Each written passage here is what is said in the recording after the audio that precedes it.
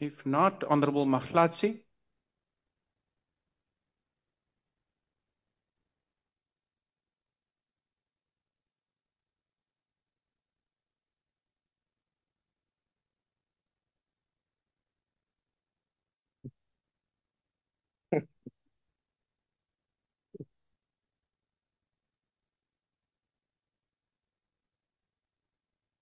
Thank you, Chairperson. Porto, Africa.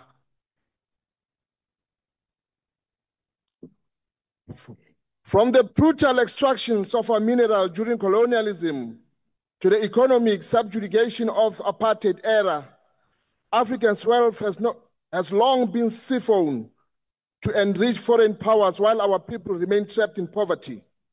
Even now, multinational corporations plunder our resources with little benefit to the local communities. An illicit financial flow estimated over 150 billion annually continue to bleed our economy dry.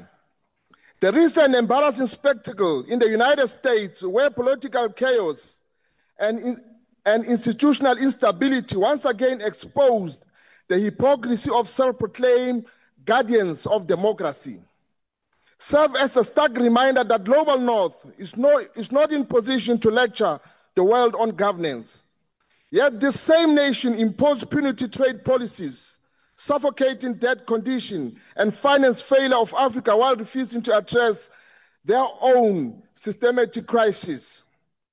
In this context, the P20 summit cannot be another platform for empty promises. It must become the battleground where African and Global South legislators demand real structure change.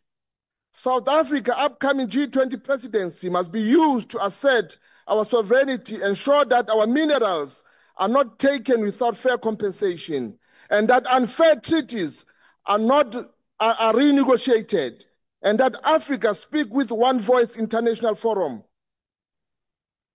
We must strengthen South-South cooperation through the BRICS and the African Continental Free Trade Area to reduce reliance on Western dominant financial systems that have consistently failed us. At the same time, we must confront the glaring double standards in the global finance, where IMF impose austerity on African nations while the US and Europe engage in unchecked quantitative easing to prop up their own economies. The time for passive diplomacy is over. Parliament must take bold action, audit colonial area debts, criminalizing illicit financial flows, and legislating local beneficiation to ensure that African resources finally serve African people.